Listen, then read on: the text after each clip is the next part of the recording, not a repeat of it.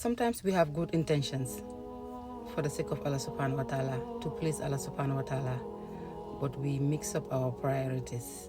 We do not know what's farad for us. We do not know what's sunnah. So in the process, we tend to disobey Allah subhanahu wa ta'ala. Let's say, for example, a day in Ramadan, I decide to invite people for iftar.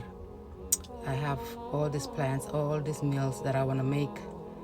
Yes, to please Allah subhanahu wa ta'ala, to gain the reward of the people that are fasting.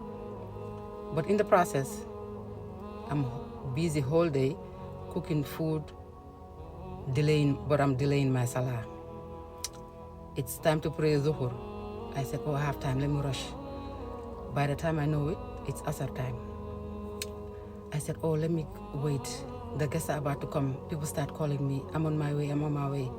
So everything is like tense. Now I have to hurry up before the guest gets here. I don't want the guests come and the food is not ready. All these excuses, all this justification we make just to delay our salahs. But in the meanwhile, we are not understanding that the salah is farad.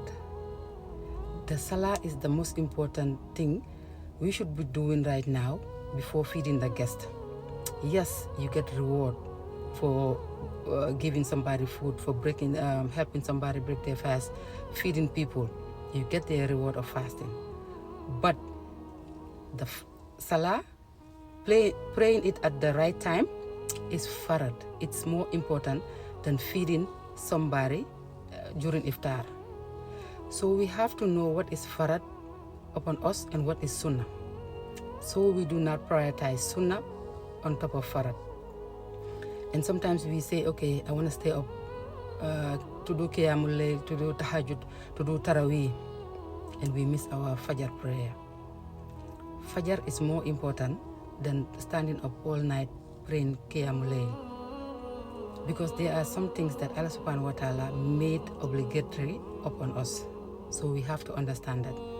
So before Ramadan gets here, let's be mindful. Let's plan well. Let's plan our days. Even if you want to, yes, it's good to give out food. Yes, it's good to do the iftar invitations, all the stuff, but not in the expense of disobeying Allah subhanahu wa ta'ala. Not in the expense of delaying your salah, missing your salah. So let's try to be very mindful during the month of Ramadan. Remember, it's about gaining taqwa.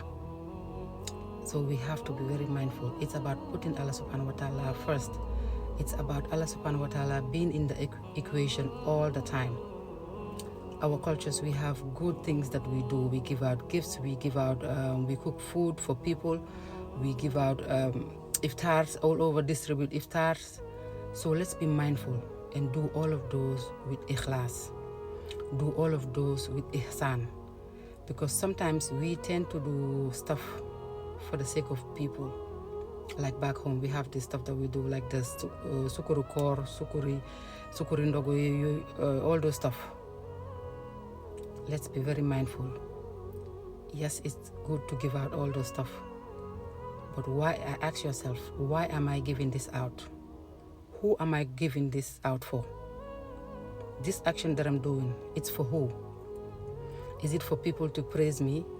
Is it for people to say, oh, this person gave me this person gave my mom this person gave their sister-in-law this and this and this? Is it for praisal from the people? Or are you trying to please Allah subhanahu wa ta'ala? Are you trying to gain reward from Allah subhanahu wa ta'ala, either in this world or in the hereafter?